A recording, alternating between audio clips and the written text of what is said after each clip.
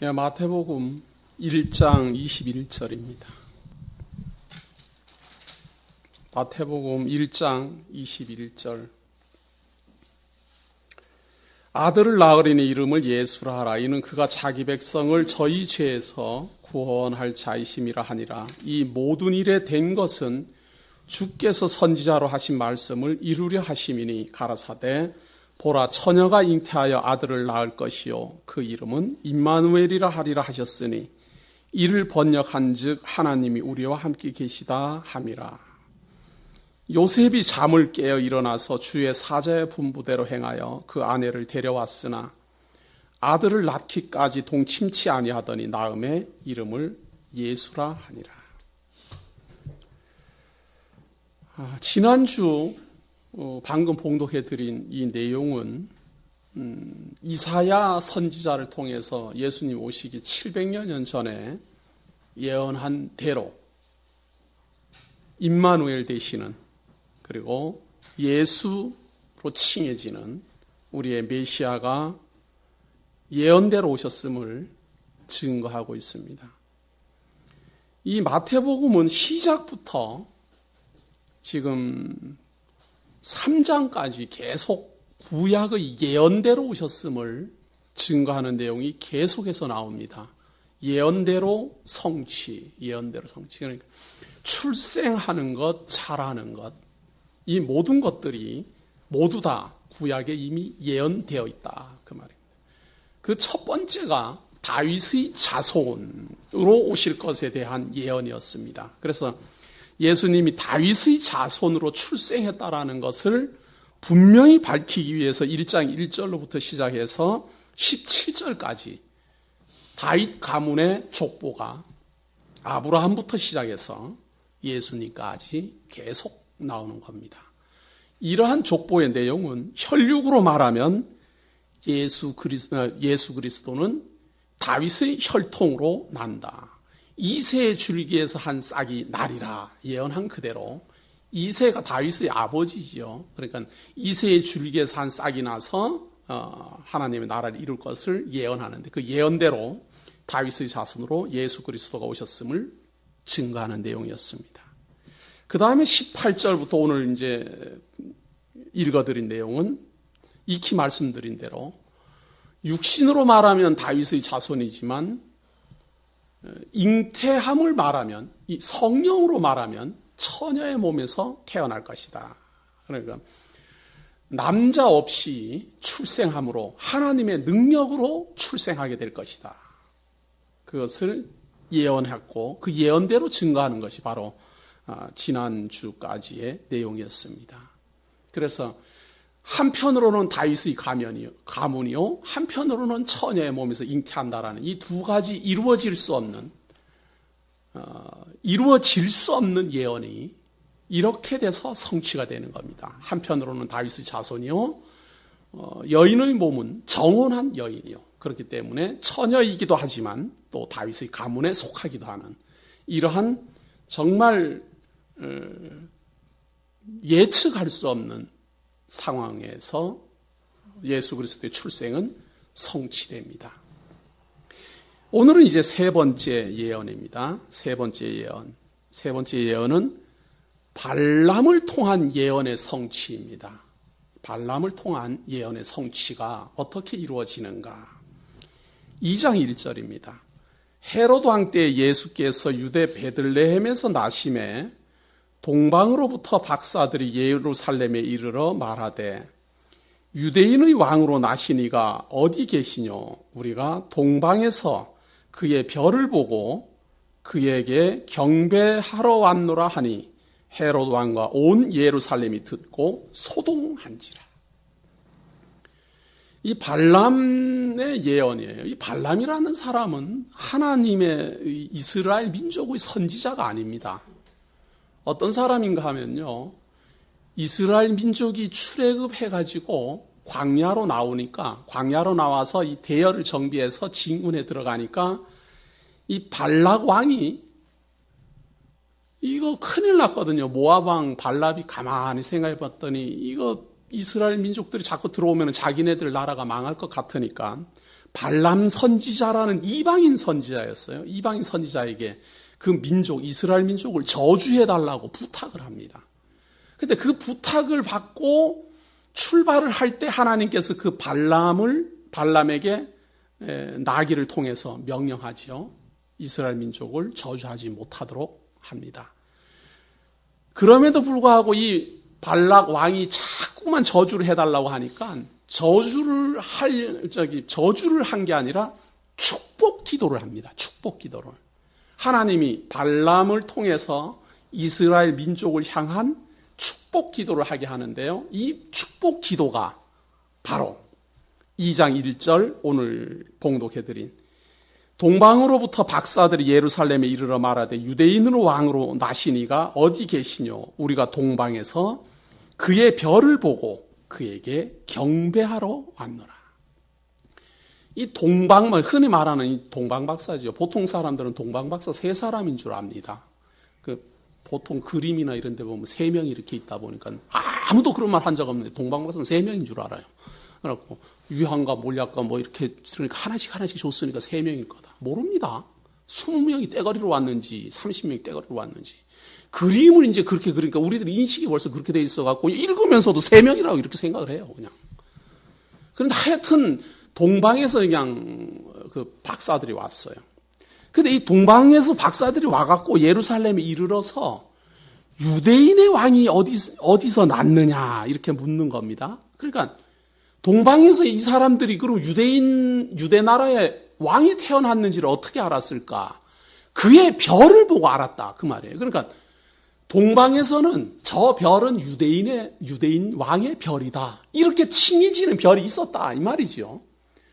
그러니까 이 하늘을 보고 이렇게 별을 보던 사람이 유대인의 왕이 태어나면은 이렇게 빛을 발하는 그 별이 빛나는 겁니다. 그러니까 그 별을 보고 지금 예루살렘으로 온 거예요. 예루살렘으로 와서 유대인의 왕이 어디서 났느냐. 그의 별을 보고 우리가 왔다. 그러니까 이 예루살렘이 듣고 소동한지라 난리가 났다 그 말이에요.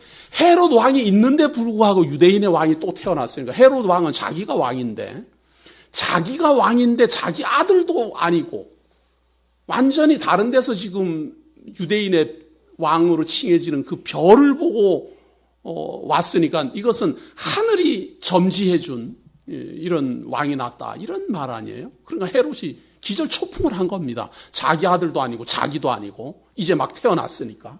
그리고 유대인의 왕이라고 칭해지는 별 그것이 반짝이니까 그걸 보고 이 동방의 박사들이 왔다. 그러니까 뭐 야단입니다. 여기서 말하는 이 동방 박사들은 그 메디나라고 칭해지는 그 지역에 있는 박사, 지금 우리들이 말하는 이런 박사하고 다르고 옛날로 말하면은 모든 것에 이렇게 능통한 모든 뭐 지리나 무슨 뭐 천문학이나 이런 학문에 좀 이렇게 뛰어난 사람을 박사라 이렇게 칭했고 심지어는 점도 칩니다. 점도 치는 이런 사람. 하나님도 모르는 사람들이에요. 이런 메디나 사람들을 동방 박사라 칭합니다. 왜냐하면 이 메디나에서 이 천측, 이게 하늘을 측량하는 기술이 발달했기 때문입니다. 그래서 거기에서는 많은 사람들이 이렇게 지략, 모든 학문에 통달한 이런 일들이 많이 있어요. 이 메디나라는 나라는 왜 이런 게 발달했을까? 이스라엘 나라에서 586년 이스라엘 유대 나라가 멸망하기 전에 605년경에 말이에요. 바벨론 제국의 느부갓네살이 유대 나라에 쳐들어와서 그 유대 나라에 있는 어린 왕족들을 붙잡아서 바벨론으로 데리고 갑니다. 그때 이 붙잡혀 간 이 사람들 중에 다니엘이라는 소년이 있어요. 그 다니엘이라는 소년을 그 바벨론 왕은 교육을 시킵니다. 박사를 만들기 위해서. 그래서 그 다니엘서를 기록한 그 다니엘 선지자가 바벨론에서 갈대아의 교육을 받습니다. 학문. 그래서 지금으로 말하면 대통령 경호실 일을 시키려고 혹은 비서실의 일을 시키려고 그 박사를 만드는 거예요. 아주 그냥 철두철미한 일을 시키죠. 근데 그 일을 시키는 사람들 중에 그 다니엘이 가장 뛰어난 사람이었고 가장 오랫동안 장수했습니다. 이 다니엘은 언제까지 살았는가 하면요. 바벨론 나라를 정복시킨 페르시아 제국, 바사와 메디나 두 나라가 연합해서 일어난 제국이 바로 페르시아 제국입니다. 그래서 이 메디나하고 바사가 연합하여서 바벨론 제국을 정복해요. 그 정복을 했을 때 제왕이 고레스입니다. 이 고레스 왕이 바벨론을 정복을 하고 그 바벨론에 통치하는 분봉왕을 세우죠. 분봉왕을 세웠을 때도 다니엘은 그곳에 있었습니다. 그래서 이 다니엘을 모태로 해서 메디나, 그러니까 바사와 메디나의 연합국인 이 페르시아 제국에는 학문이 발달하기 시작하고 그 사람을 정점으로 해서 예언가의 활동들이 두드러지게 나타나고 점성술, 천문학, 지리 이런 게 막 발달하기 시작합니다. 그래서 메디나, 특히 페르시아 바사보다는 메디나 사람들이 그 학문에 더 발달을 합니다. 그래서 메디나에 있는 학문을 하는 사람은 다니엘을 그 학문기의 최고의 거성으로 봅니다. 우리나라에서도 무슨 역사학자 중에 뭐 최고봉 누구라고 칭해지듯이 다니엘을 메디나에서는 선지자 중에 선지자라 그래서 아직도 그 다니엘의 묘를 아직도 거기 보관하고 있어요. 그거는 성지예요. 근데 다니엘이 뭐 하던 사람이냐 그러면 몰라요. 그냥 학문의 어떤 대가였다. 그러고 아직도 그게 보존돼 있어요. 하나님 믿지도 않는 민족들인데도 불구하고 이 다니엘은 우리나라의 이 학문 세계에 천문학, 지리 이런 데에 대해서 최고봉에 있는 선지자다. 이래서 그 묘소를 아직도 성지화해가지고 사람들이 거기서 배웁니다. 그래서 이 다니엘을 통해서 영향을 받은 사람들이 바로 이 동방의 박사들입니다. 이 동방 박사라 그러니까 뭐 어디서 왔는지 모른다 이러면 요 동방이라면 원어로 보면 메디나 지역에서 왔음을 분명하게 밝히고 있습니다. 그런데 이 사람들은 왜 유대인 왕의 별을 보고 왔을까? 이 말은 유대인의 왕을 칭하는 별이 존재했다라는 뜻이죠. 그래서 그 별을 보고 지금 동방의 박사들이 온 겁니다. 그 별에 대해서 예언되어 있는 발람의 예언을 우리는 확인할 필요가 있습니다. 민수기서 24장 14절입니다. 구약 민수기입니다. 민수기 24장 14절입니다.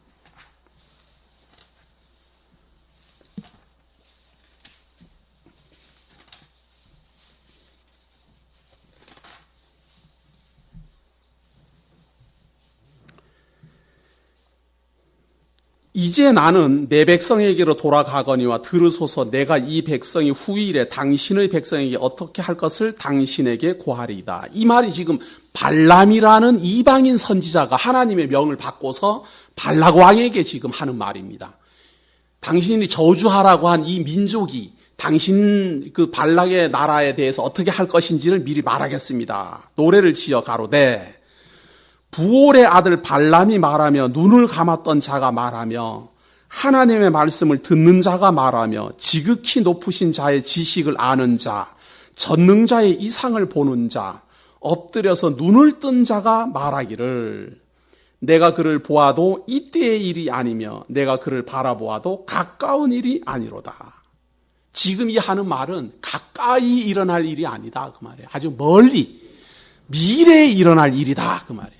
하나님의 말씀을 듣고 눈을 뜨고 그 지식을 아는 사람이 미리 말하는데 이거는 후에 일어날 일이다. 그러면서 예언을 하는데요. 한 별이 야곱에게서 나오며 한 홀이 이스라엘에게서 일어나서 모압을 이 편에서 저 편까지 쳐서 파하고 또 소동하는 자식들을 다 멸하리로다. 후에 일어나는데 야곱에게서 한 별이 나타난다 그 말이에요. 그리고 이 한 별은 홀이라 그랬으니까 이 지시하는 봉 아니에요. 이 왕들이 이렇게 막 지시할 때 쓰는 이 홀이 이스라엘에게서 일어나서 모압을 이 편에서 저 편까지 모압 나라를 완전히 정복한다 그 말이죠. 그런가 하면 에돔은 그들의 산업이 되며 에돔은 그 다윗 왕 그 야곱의 후손이 일어나는 거기에서 이렇게 딜을 도와주는 산업, 그러니까 막 철광석을 캐내서 뭐 지원해주는 이러한 나라가 된다. 세일도 그들의 산업이 되며 이 에돔 족속하고 그 주변에 있는 부족들이죠. 산업이 되고 그 동시에 이스라엘은 용감히 행동하리로다. 주권자가 야곱에게서 나서 남은 자들을 그 성읍에서 멸절하리로다. 그러니까 지금 이스라엘이 광야에 이렇게 있는데 그 광야에 있는 민족을 향해서 지금 발람이 예언을 하는 겁니다. 이 민족들 중에서 야곱에게서 한 별이 나타나고 그 별 중에서도 한 홀이 모압을 쳐서 정복하고 에돔, 세일도 식민지로 삼게 될 것이다 라고 예언합니다. 이 예언 그대로 다윗이 야곱의 가문에서 일어납니다. 야곱의 가문에서 다윗이라는 인물이 출현하지요. 이 다윗은 출현해서 모압도 정복하고 에돔도 식민지지만 형제로 받아들입니다. 왜냐하면 이 에돔이라는 곳은 에서의 후손이기 때문에 야곱과 에서니까 우리는 형제라 이래서 에돔은 완전 정복을 하지는 않고 우리를 좀 도와줘라. 그렇게 해서 동업자의 위치를 이렇게 확인시켜 줍니다. 그래서 에돔은 조금 봐주는 그러한 입장이고 모압은 완전히 정복해버려서 식민지화 해버립니다. 다윗 왕국 시대에.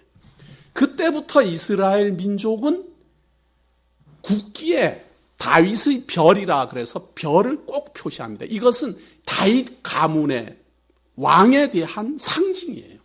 그래서 지금도 국기에 보면 그 다윗의 별이, 그 별은 좀 이상하죠. 이렇게 삼각형 두 개를 겹쳐놓은 그러한 별입니다. 그것을 다윗의 별이라 그래요.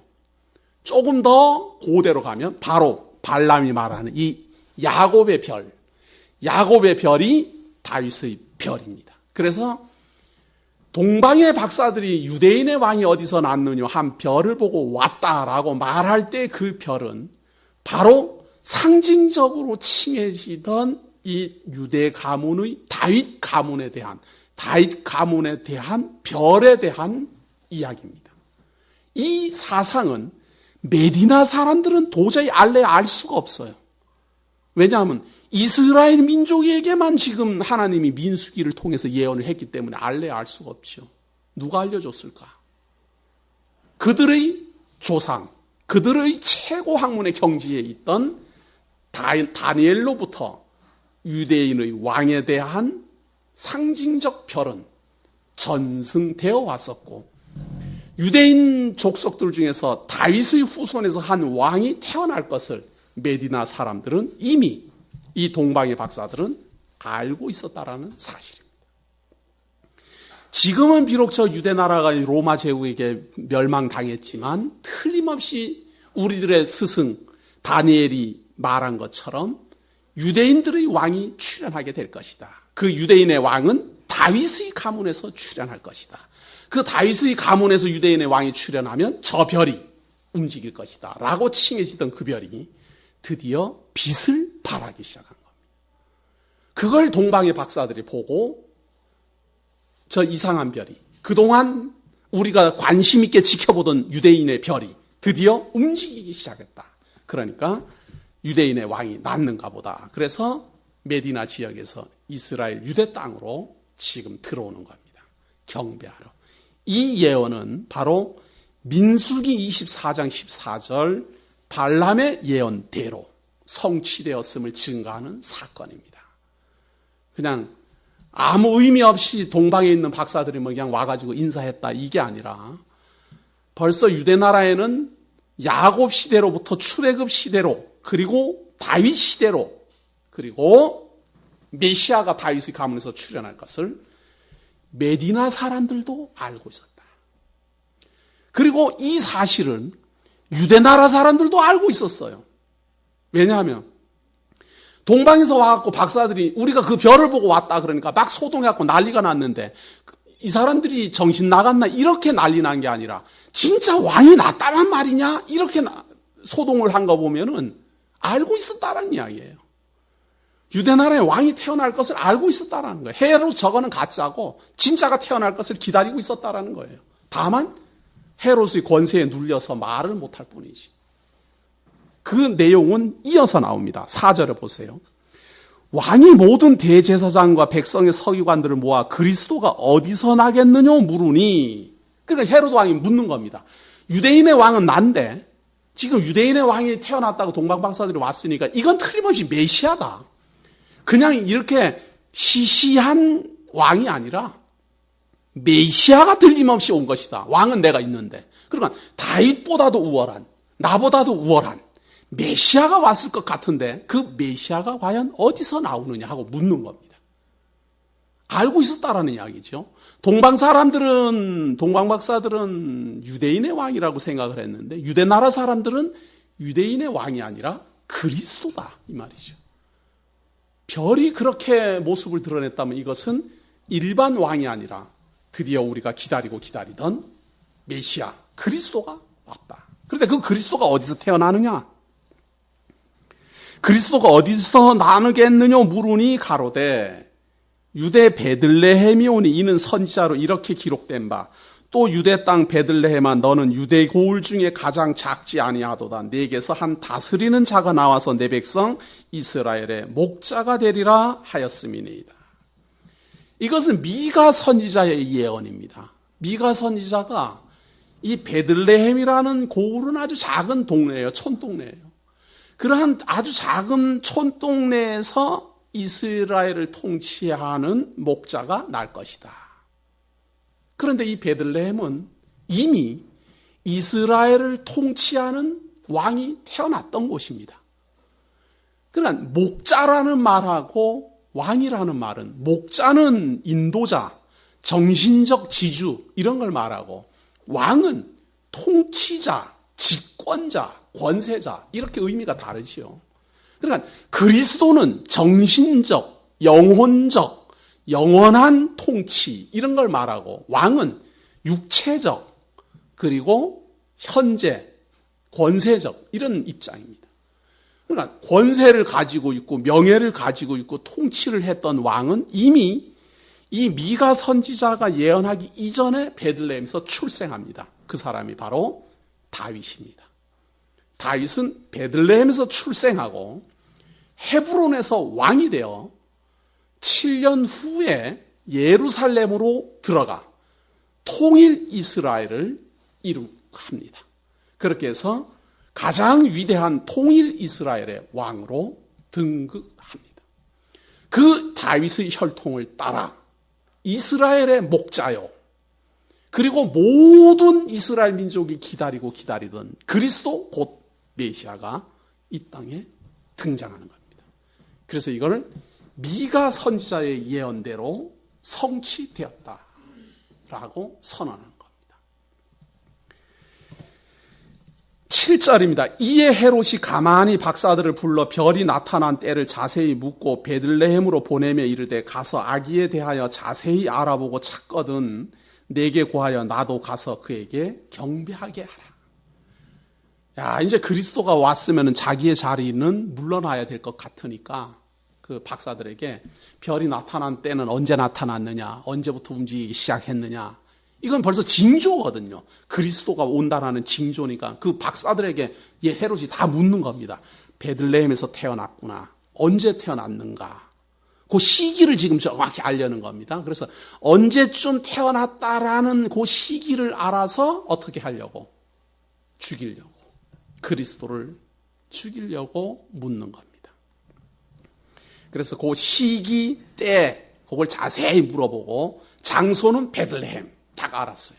알고는 가가지고 어디서 태어났는지 알게 되거든 나한테 좀 알려달라. 그래, 거짓으로 지금 보냅니다. 9절입니다. 박사들이 왕의 말을 듣고 갈새 동방에서 보던 그 별이 문득 앞서 인도하여 가다가 악이 있는 곳 위에 머물러 섰는지라. 저희가 별을 보고 가장 크게 기뻐하고 기뻐하더라. 이 별이 인도를 하는 겁니다. 자기네들이 생각했던 그 별이 그 빛을 발하면서 이제 광선을 비추는 거죠. 어디론가를. 지금 어디론가 장소를 정확하게 지정을 하고 있는 겁니다. 저희가 별을 보고 가장 크게 기뻐하고 기뻐하더라. 집에 들어가 아기와 그 모친 마리아에 함께 있는 것을 보고 엎드려 아기께 경배하고 보배합을 열어 황금과 유향과 몰약을 예물로 드리니라. 이것은 왕이 태어났을 때 드려지는 예물입니다. 그러니까 미리 준비를 하고 있는 거예요. 이 사람들은. 유대인의 왕이 태어났다. 그 시기에 맞춰서 가서 예물을 드리고자 미리 준비되어 있습니다. 미리 준비되어 있다는 말은 갑작스럽게 일어난 게 아니라 기다리고 있었다. 이런 이야기죠. 틀림없이 이제 유대인들 중에서 유대인의 왕이 날 것이다. 그가 나면 지금은 로마 제국에게 복종하고 살고 있는 유대인 나라는 구원을 얻을 것이다. 그걸 알고 기다리던 동방박사들은 미리 준비하고 있던 선물을 가지고 예수 그리스도의 출현 장소에 나타납니다. 왜 하나님께서는 이 동방박사들을 이 헤롯에게로 보내고 또 헤롯을 통해서 그리스도가 출생했다라는 것을 알게 할까? 이것이 바로 증거입니다. 정치가들에게 알리고 그때 당시에 지식층에 있는 박사들에게 알게 하고. 왜? 증거를 삼아야 되니까. 만약에 예수님이 베들레헴의 진짜 마구간에서 조용히 출생하였다면 그걸 누가 알겠습니까? 누가 마구간에서 태어났는지 베들레헴에서 태어났는지 한번 성경 전체를 보십시오. 베들레헴에서 태어났다 안 태어났다 그거 갖고 말하지 않습니다. 아무도. 왜? 헤롯 왕이 증인이니까. 동방박사가 증인이에요. 믿고 안 믿고 상관없어요. 헤롯 왕은 죽이려고 했으니까 증인이고, 동방박사들은 별을 보고 기다리고 있다가 찾아왔으니까 증인이고, 여기에는 소개 안 되고 있지만 양치던 목자들이 와서 증인이고. 그러니까 하나님께서는 우리로 하여금 믿어지게 하려고 이렇게 증인들을 정치적으로 지식층에 있는 사람들로 사건으로 다 알게 하는데도 정작 그걸 읽는 사람들은 안 믿으려고 달겨드니 문제잖아요. 할 수 없는 거예요. 이런 증거들을 보면서도, 이런 증거인들의 이런 확실한 내용을 읽으면서도 모르면 그거 어떡하겠습니까? 그러나 믿어지는 사람은 믿을 수밖에 없어요. 내가 확인할 필요가 없는 거예요. 메디나 지역에 살고 있는 동방의 박사들이 확인해주고. 그때 당시 요 헤롯 왕은 유대인의 유명한 사람입니다. 이 사람은 역사적으로 로마 제국의 그 위임을 받아서 통치한 사람이에요. 이 사람은 아주 옥타비아누스로부터도 총애를 받았고, 옥타비아누스 이전에 시저에게서도 총애를 받았던 아주 유명한 폭군이고, 그리고 유대 나라에서는 아주 굉장한 권세를 휘둘렀던 헤롯 왕이에요. 이러한 헤롯 왕이 증인입니다.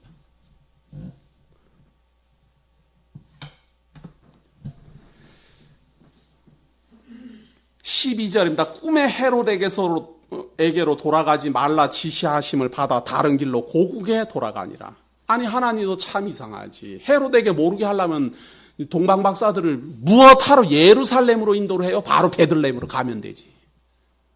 왜 그럴까? 태어났다는 거 알려주려고. 그러나 죽이려고 하니까 못 죽이게 피할 길을 연다 그 말이에요. 이것이 바로 하나님의 철두철미한 주권입니다. 믿으라고 꼭 알리는 게 아니라 확인해 주라고 알리는 겁니다. 그래서 안 믿으라고 알리는 겁니다. 죽이려고 달겨들도록 알리는 겁니다. 이것이 요한계시록에서 총정리돼서 나오지요. 하늘의 전쟁에서 진 이 어둠의 자식들이 땅으로 쫓겨나 어린아이가 태어나기를 기다리고 그를 삼키고자 하나. 땅이 갈라져 그를 보호하고. 그런 내용들이 계시록에 나오지요. 우리가 마태복음 이런 내용을 자세히 알고 있어야 그런 내용을 읽으면서 상징적으로 보이지 않고 역사적으로 이해가 됩니다. 많은 사람들이 상징적 표현으로 요한계시록이나 다니엘이 기록되어 있기 때문에 다 상징이다, 상징이다 하는 말을 당연한 말처럼 들리는데 성경은 상징적 표현은 해도 상징은 없어요. 뭘 상징해, 상징. 무엇을 알려주려고 상징적 표현을 하는 것이지. 그런데 우리가 왜 그걸 상징으로만 보일까? 이런 내용들을 자세히 모르기 때문에 그렇다고 말이에요. 지금 예수님이 출생한 그 때와 장소와 시기를 잘 알아갖고 지금 헤롯이 죽이려고 달겨들잖아요. 이 헤롯은 누구의 종인가? 바로 7두 10각 7명의 왕이 태어나고 3명의 왕이 동시에 출현했다가 빠지고 작은 왕이 출현하는 나라의 종이 바로 헤롯입니다. 그래서 이 헤롯은 위임왕이라고 칭해집니다. 로마 제국의 위임왕. 그렇기 때문에 이 헤롯은 로마 제국의 황제가 명령하는 대로 따라 움직이는 사람입니다. 그 황제가 유대인의 메시아가 태어났다라고 하는데 내버려 두겠어요? 로마 제국의 황제는 자기가 메시아라고 그러는데 자기가 메시아라고 그래요. 유대인 나라의 메시아는 로마 황제 자기 자신이라 그러는데 유대인의 진짜 메시아가 태어났다 이러면은 그거 잡아서 죽여야 될 거 아니에요? 그것을 하기 위하여 헤롯은 장소와 때를 확인했던 겁니다. 자, 그랬는데 가서 태어나기만 하면 나에게 알려달라 그랬는데 이 꿈의 지시함을 받아갖고 동방박사들이 예루살렘을 가지 않고 다른 데로 해서 자기네 나라로 돌아가 버린 거예요. 메디나라 돌아가 보니까 13절입니다. 저희가 떠난 후에 주의 사자가 요셉에게 현몽하여 가로되 헤롯이 아기를 찾아 죽이려 하니 일어나 아기와 그의 모친을 데리고 애굽으로 피하여 내가 네게 이르기까지 거기 있으라 하시니 요셉이 일어나서 밤에 아기와 그의 모친을 데리고 애굽으로 떠나가 헤롯이 죽기까지 거기 있었으니 이는 주께서 선지자로 말씀하신 바 애굽에서 내 아들을 불렀다 함을 이루려 하십니다. 자, 동방박사들은 자기네 나라로 돌아가도록 지시하고 요한에게는 애굽으로 피신하도록 지시합니다. 이 애굽으로 피신하도록 지시하는 것은 왜 그렇게 지시를 하시는가 하면 바로 호세아 선지자의 예언, 애굽에서 내 아들을 불렀다 함을 이루려고 보냈다. 그 말이에요. 이 예언의 성취지요. 그런데 호세아서에 보면은 내 아들을 불렀다 함을 이루려 함이라 이렇게 예언을 한 게 아니라 어떻게 예언을 했는가 하면 이스라엘 나라를 이집트에서 불러냈다라는 것을 내 아들을 불렀다. 이렇게 표현을 합니다. 그 내용을 우리가 한번 확인해 보도록 합니다. 호세아서 11장 1절입니다.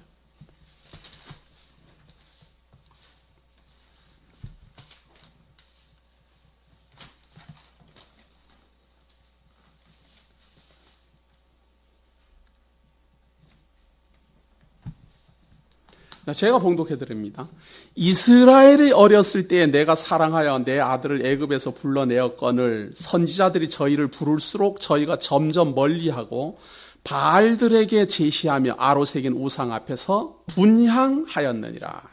이게 무슨 말인가 하면 이스라엘의 어릴 때에 내가 사랑하여 내 아들을 애굽에서 불러내었거늘, 이 말은 이집트에 종살이 하던 사람들을 내가 불러내었거늘 나를 멀리 떠나서 우상 숭배를 하더라, 그 말이에요. 그 말을 호세아가 하니까 그 호세아의 예언을, 그 호세아가 한 말이 곧 메시아가 이집트에서 부름을 입을 것에 대한 예언이다. 이렇게 마태가 해석을 하는 겁니다.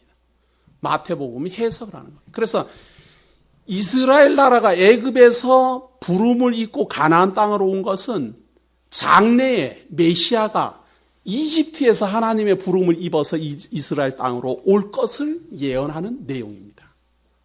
그래서 요한계시록에 보면은 광야로 피하여 갔는데 그곳에 피할 곳이 있더라. 거기에서 3년 반 동안 양육을 받았다라는 기록이 나옵니다. 무엇을 말할까? 하나님께서는 이스라엘 민족의 왕으로 그리스도로 태어난 예수 그리스도를 이집트로 피난하게 하시고 거기에서 헤롯 왕이 죽을 때까지 그 피난처에서 양육하도록 하십니다. 애굽에서 그리고 헤롯이 죽은 다음에 부르지요. 자, 16절. 이에 헤롯이 박사들에게 속은 줄을 알고 심히 노하여 사람을 보내어 베들레헴과 그 모든 지경 안에 있는 사내 아이를 박사들에게 자세히 알아본 그때를 표준하여 2살부터 그 아래로 다 죽이니, 이 2살부터 그 아래로 다 죽인다라는 말은 요 짤막한 글 속에 벌써 2년의 세월이 걸쳤다 이 말이에요. 그 때와 기한을 물었는데 그 때를 기준으로 해서 가만히 보니까 2살 아래는 다 죽여야지 그리스도가 죽겠다 이 말이에요. 그러니까 2년의 세월이 경과했다 이 말이에요. 그러한 이 지금 우리들이 말하는 우리들이 느낄 때에는 지금 동방박사를 만나고 내일 이런 일이 일어나는 것 같잖아요. 그러나 벌써 2살 아래로 계산하는 거는 기간이 벌써 막 지나가고 있는 거예요. 베들레헴에 뭐 오늘 갔다가 내일 왔다가 이런 시대가 아니에요. 베들레헴에 갑니다. 언제 옵니까? 석 달 열흘 후에 옵니다. 뭐 이런 시기예요. 한양 갑니다. 그러면 몇 년 뒤에 보겠네요. 이런 시기. 그러한 시대로 지금 봐야 돼요. 지금처럼 막 그냥 아침에 대구에서 만난 사람을 서울에 가갖고는 서울에서 오전에 점심 또 서울에 있는 사람하고 점심 먹고 뭐 또 저녁에 내려가고 대구 사람하고 저녁 불고기 먹고 이런 시대가 아니에요. 그러니까 벌써 2살 아래로 죽인다 이 말은 세월이 벌써 막 경과하고 있다 이 말이죠. 그 아래로 다 죽이니 이에 선지자 예레미야로 말씀하신 바 라마에서 슬퍼하며 크게 통곡하는 소리가 들리니 라헬이 그 자식을 위하여 애곡하는 것이라 그가 자식이 없으므로 위로받기를 거절하였도다 함이 이루어졌느니라. 이 예레미야 선지자가 말이에요. 예언을 하기를 라마에서 이 슬퍼하는 일이 일어나는데 슬퍼하지 마라. 이렇게 예언을 해요. 여기 보면은 꼭 내 자식이 죽었으니까 그 죽은 것 때문에 슬퍼하는 걸로 이렇게 보이잖아요. 그런데 예레미야 예언은 그렇게 되어 있는 게 아니라 슬픈 일이 발생하지만 슬퍼하지 마라. 왜? 구원자가 올 거니까. 그렇게 예언하고 있습니다. 다시 말해서 지금 이 헤롯의 이 아주 잔악한 행위로 라마에서 큰 슬픔이 발생하더라도 슬퍼하지 마라. 그 일이 발생함으로 인해서 너희들을 구원할 메시아가 온다. 이렇게 예언되어 있어요. 그 예언된 것이 이루어졌다. 그 말입니다. 그러니까 예수님이 베들레헴에서 출생했다라는 소식을 듣고 헤롯은 2살 아래의 모든 아이들은 죽이도록 하는 잔악한 일을 벌립니다. 그런데 이 잔악한 일은 곧 메시아가 너희들을 구원해낼 것이라는 것에 대한 기쁜 소식이 이루어졌다. 그런 이야기입니다. 저는 이러한 내용을 가만히 읽다가 창세기를 봤어요. 창세기를 보는데 이 라헬이라는 사람은 누군가 하면 야곱의 아내예요. 야곱이 결혼을 했죠. 레아하고 라헬하고 결혼을 했는데 이 라헬은 요셉을 낳고 아들이 계속 없었어요. 그러다가 요셉을 낳고 그 다음에 베냐민을 낳다가 죽습니다. 베냐민을 막 낳고 죽어요. 그런데 그 베냐민이라는 이름은 중보자라는 뜻입니다. 사실은 이 라헬은 죽기 직전에 자기가 태어난 그 베냐민을 이 아이는 이름을 베논이라 하십시오. 이러고 유언합니다. 왜? 슬픔의 아들이다. 왜 라헬은 죽어가면서도 그 베논이라고 이름을 짓도록 했을까? 그것이 라헬의 통곡입니다. 라헬이 슬퍼하고 통곡했다. 그런 말은 없는데 그 아이 이름을 베논이로 짓도록 합니다. 슬픔의 아들이다. 이런 말이에요. 우리나라 말로. 왜 라헬은 슬픔의 아들이라고 칭했을까? 이제 내가 죽으면 저 녀석은 누가 키우나? 그 말이에요. 어머니 지금 라헬이 슬퍼하고 통곡하는 것은 아이가 죽었기 때문에 슬퍼하는 게 아니라 자기가 죽기 때문에 슬퍼하는 겁니다. 내가 죽음으로 인해서 저 녀석은 어떻게 살까? 그 말이에요. 누가 저 녀석을 구원해낼까? 누가 저 녀석을 보살필까? 그래서 슬픔의 아들이다. 이렇게 지으라고 그랬는데 야곱은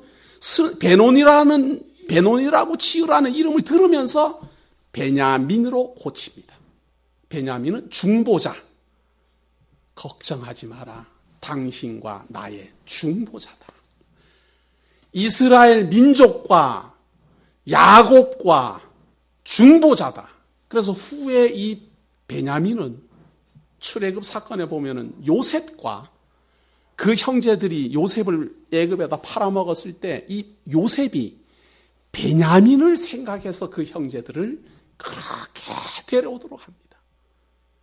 저는 그 출애굽 내용을 이렇게 읽을 때 그 요셉이 그 베냐민을 보면서 그 자기의 침실에 들어가서 목 놓아 울고 뭐 그런 내용을 그냥 이야기로만 들은 거예요. 그러나 그 베냐민은 요셉으로서는 모든 형제들을 다 용서해 줄 수 있는 중보자였어요.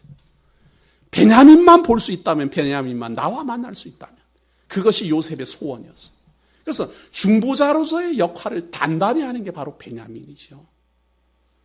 그런데 이 베냐민이 태어날 때 이름을 베논이라고 이름을 지었던 그 라헬이 죽어서 장사된 곳이 바로 베들레헴입니다. 그때 당시는 에브라시라 칭해지던 지역인데요. 후에 베들레헴이라 칭해집니다. 그리고 그 베들레헴에서 다윗이 출생하고 우리 주 예수 그리스도가 출생하고 라마는 그 베들레헴의 애칭입니다. 우리가 예루살렘을 시온성 이렇게 애칭으로 부르듯이 라마의 슬픔이 있고 이 말은 베들레헴의 슬픔이 있고 이렇게 해석합니다. 성경이 이렇게 기가 막힌 겁니다. 창세기로부터 지금 마태복음까지 유기적으로 그냥 쭉 흘러오죠.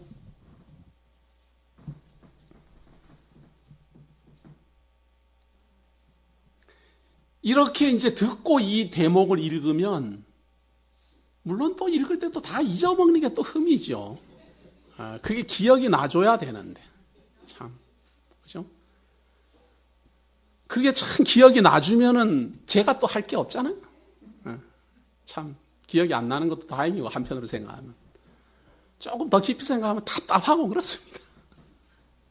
그러나 제가 지금 설명하고 있는데 저 이거 하나도 안 적혀 있어요. 이건 성경만 이렇게 제가 이렇게 찾기 좀 곤란해서 성경만 이렇게 해서 했지. 저 하나도 이거 적어 놓은 거 없어요. 이렇게 한 번만 잘 기억하면은 이게 읽으면 다 생각나게 돼 있어요. 대신 머리가 커야 된다는. 이게 좀 다르긴 해요. 재미있고 신기하지 않습니까? 얼마나 놀랍습니까? 이제는 알았잖아요, 이제는. 자, 19절입니다. 헤롯이 죽은 후에 주의 사자가 애굽에서 요셉에게 현몽하여 가로되 일어나 아기와 그 모친을 데리고 이스라엘 땅으로 가라. 아기의 목숨을 찾던 자들이 죽었느니라 하시니. 자, 라마에서는 슬픔이 있었지만 이제 헤롯이 드디어 죽게 됐고 헤롯이 죽은 다음에 도로 이제 그 찾던 예수님을 그리스도를 죽이려고 했던 왕이 죽었다. 그러니까 이제는 돌아와라. 그래서 드디어 애굽에서 자기 아들을 하나님의 아들을 불러냅니다. 요셉이 일어나 아기와 그 모친을 데리고 이스라엘 땅으로 들어오니라. 그러나 아켈라오가 그 부친 헤롯을 이어 유대의 임금됨을 듣고 거기로 가기를 무서워하더니 꿈에 지시하심을 받아 갈릴리 지방으로 떠나가 나사렛이란 동네에 와서 사니 이는 선지자로 하신 말씀에 나사렛 사람이라 칭하리라 하심을 이루려 함이라. 자, 이 나사렛 지금 이제 애굽에서 들어오는데 이제 들어와서 어디서 살까? 본래 있던 나사렛 땅으로 가자 그 말이에요. 괜히 유대에 머무르다가는 유대 예루살렘에 머무르다가는 헤롯의 아들이 왕이 됐으니까 아켈라오가 왕이 됐으니까 그 왕이 틀림없이 나를 죽이려고 할 거다. 갈릴리는 아켈라오의 지역이 아니에요. 지금 일대 헤롯이 있을 때는 갈릴리까지 헤롯이 다 통치했어요. 그런데 이 헤롯의 아들이 정권을 물려받으면서는 아켈라오는 유대만, 예루살렘이 있는 지역만 통치해요. 갈릴리는 다른 사람이 통치해요. 그러니까 다른 사람이 통치하는 지역에서 살자, 이렇게 해서 갈릴리 나사렛으로 피난해 가는 겁니다. 유다의 예루살렘에 살다가는 아켈라오한테 죽을 것 같으니까 그렇게 해서 도망가는데, 성경은 아무 생각 없이 자기는 지금 아켈라오를 피해서 갈릴리 나사렛 동네로 피해 간 것 같지만 이것은 미리 예언된 대로 이루려고 간 것이다, 그 말입니다.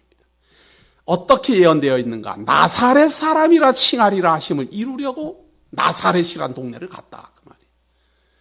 이 나사렛이라는 동네는 아주 작고 조그만한 동네인데 성경 어디에 나사렛에서 나사렛 사람이라 칭하리라 하는 예언이 있을까? 많은 사람들 이거 없어요. 구약 어디에도 나사렛 사람이라 칭하리라 이런 말이 없어요. 그러다 보니 성경에 없다고 그래요. 없다고. 특히 몰몬교 사람들은 이 구절 들이대고 우리들한테 기절시킵니다. 몰몬교 사람. 야, 나사렛 사람이라 칭하리라 하심을 이루려 함이라 했는데 여기 어디 예언되어 있을까? 구약이 없습니다. 그럼 구약 안만 찾아보십시오. 없지. 그럼 또 성경이 틀렸나 또 이래갖고 자기가 모른다고는 또 생각 안 하죠. 나사렛 사람이라 칭하리라 하면 바로 나실인이라 칭하리라 이런 말이에요. 나실인, 나사렛 사람, 나실인 이 말이 똑같은 말이에요. 그런데 구약에 보면은 나실인이라는 게 율법에 정해져 있습니다. 어떤 사람인가 하면 내가 하나님께 드려졌습니다. 내가 하나님께 나를 바칩니다. 이런 사람을 나실인이라 그래요. 우리가 보통 우리 교회는 그런 거 잘 안 하지만 다른 교회 보면 그러잖아요. 내가 금식기도 40일 하겠습니다. 이래가지고 40일 동안 금식기도 하듯이 구약 시대에도 이스라엘 백성들 중에 나는 하나님 앞에 내 몸을 온전히 1년 동안 바치겠습니다. 그래서 성전에서 기도하고 성전에서 일하면서 온전히 1년 동안 예루살렘 성전에서만 봉사하고 활동하는 사람들을 나실인이라 그래요. 기간은 자기가 정하는 거예요. 나는 6개월 동안 나실인이 되겠습니다. 나는 1년 동안 되겠습니다. 나는 평생 되겠습니다. 그 사람이 바로 사무엘이죠. 사무엘이 태어나자마자 예루살렘 성전에서 일하죠. 성전에서 그런 걸 나실인이라 그래요. 그런데 사무엘은 자기가 한 게 아니라 한나가 한 거죠. 한나가 내 아들을 바치겠습니다. 이렇게 바쳐서 이런 사람을 나실인이라 그래요. 그래서 나실인은 자기가 서원을 해서 나실인이 될 수가 있습니다. 이 사람들은 포도주 먹으면 안 되고 손톱이나 이런 거 깎으면 안 돼요. 머리도 자르면 안 돼요. 하나님께서 주신 그대로 자라게 해야 돼요. 하나도 가꾸면 안 돼요. 있는 그대로. 하나님께서는 번제단 만들 때도 돌을 깎으면 안 돼요. 있는 돌 그대로, 울퉁불퉁한 그대로, 하나님이 만든 작품 그대로. 그걸 하나님께서 받으시기 때문에 나실인도 하나님께 드려진 시간 동안은 모든 손톱, 발톱 이런 거 하나도 안 깎고 그대로 때국물 흐르면 흐르는 대로 그냥 머리도 다 기릅니다. 이런 사람을 서원한 나실인이라 그래요. 그런데 서원한 나실인이 아닌 하나님이 선택한 나실인이 있어요. 누군가 하면 바로 저 유명한 삼손입니다. 사사기에 보면 삼손이라는 사람이 이스라엘 민족을 구원하기 위하여서 출현하는데요. 그 삼손이라는 사람에 대한 내용을 확인해 볼 필요가 있습니다.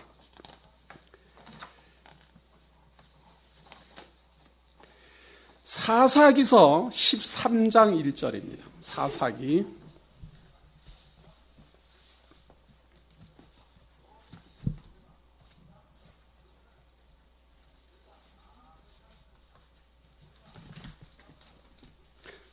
13장 1절입니다.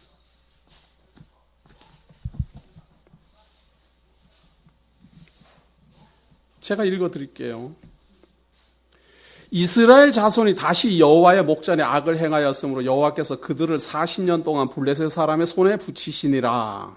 소라 땅의 단 지파의 가족 중 마노아라 이름하는 자가 있더라. 그 아내가 잉태하지 못함으로 생산치 못하더니 여호와의 사자가 그 여인에게 나타나시고 그에게 이르시되 보라 내가 본래 잉태하지 못함으로 생산치 못하였으나 이제 잉태하여 아들을 낳으리니 그러므로 너는 삼가서 포도주와 독주를 마시지 말지며 무릇 부정한 것을 먹지 말지니라. 보라, 내가 잉태하여 아들을 낳으리니 그 머리에 삭도를 대지 말라.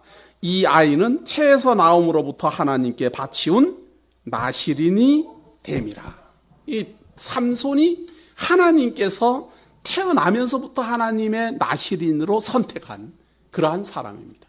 그래서 머리를 못 깎도록 하고 그 머리에서 힘이 나오도록 하지요. 이런 사람을 나실인, 풀어서 말하면 나사렛 사람이라 이렇게 칭하는 겁니다. 그렇게 칭하는 그대로 하나님께 드려진 사람, 하나님이 선택한 사람, 우리 주 예수 그리스도를 나실인이라 칭하리라 하심을 이루시려고 나사렛이라는 동네에 가서 살게 합니다. 그런데 그 나사렛과 나실인이라는 말이 어떻게 다른가? 나실인이 변형된 음률입니다. 나사렛은. 그래서 나체르에서도 변형되어 왔을 수 있고 나실에서 변형되어 와 있을 수도 있고 나사렛이라는 말은 후대로 오면서 약간의 강조점이 변형된 겁니다. 그 의미는 동일합니다. 나실인, 하나님께 드려진 사람. 그래서 우리 주 예수 그리스도가 나실인, 나사렛 사람이라 칭하리라 하심을 이루려고 하나님께서는 아켈라오로 하여금 죽일 것처럼 분위기가 조성되니까 자기는 그걸 피해서 갈릴리 나사렛으로 갔는데 하나님은 예언한 그대로 이루시려고 글로 보냈다. 그래서 나중에 예수님이 십자가에 달려 죽고 난 다음에 제자들이 예수님을 메시아라고 믿기 시작하니까 사람들이 조롱을 합니다. 저 사람들은 나사렛 그 촌사람, 나사렛 촌놈을 믿는 사람들이야. 나사렛 촌놈을 믿는 이상한 사람들이야. 이렇게 비웃습니다. 그런데 그 비웃는 비웃음을 예수를 믿는 사람들은 맞습니다. 나는 나사렛 사람입니다. 나는 나사렛에서 태어난 예수를 그리스도라고 믿습니다. 그래서 나사렛 사람 칭해지기 시작합니다. 그걸 그대로 받아들이기 시작합니다. 맞습니다. 당신들이 비웃고 조롱하는 그 가난한 나사렛 사람 예수를 나는 메시아로 믿습니다. 그래서 나사렛 사람이라는 말이 나중에는 오히려 영광스러운 말이 되어버리죠. 처음에는 비웃는 말이었습니다. 하대하는 말이었습니다. 조롱하는 말이었습니다. 그러나 그 조롱을 그대로 받아 영광의 이름으로 드러냈습니다. 그래서 우리 주 예수 그리스도는 나사렛 사람, 하나님께 바쳐진, 우리를 대신하여 대속제물로 바쳐진, 우리의 죄를 짊어지고 하나님 앞에 드려진 영원한 제물, 나실인 사람입니다. 기도하겠습니다. 하나님께서 우리를 사랑하셔서 이 귀한 복음의 말씀을 듣게 하시고 이 귀한 하나님의 증거를 확인하게 하시니 그 은혜를 감사드립니다. 성경 속에 보화 가득히 들어있는 하나님의 증거와 사도를 통하여 우리로 하여금 믿어지게 하시는 이 놀라운 하나님의 말씀이 성령의 감동을 통하여 우리에게 바르게 전달되게 하시고 잊어버리지 않는 우리의 위로가 되게 하시며 확증이 되게 하옵소서. 어떠한 장소에 있더라도 내가 이 예수를 나의 주, 나의 그리스도로 믿는 성도라는 사실 잊어버리지 않게 하시고 내가 어느 환경에 있더라도 아무리 어려움에 처해 있다 하더라도 하나님이여 견디고 이겨내는 힘과 능력이 되게 하옵소서. 오늘도 함께 하심 감사드리오며 예수님 이름으로 기도드립니다.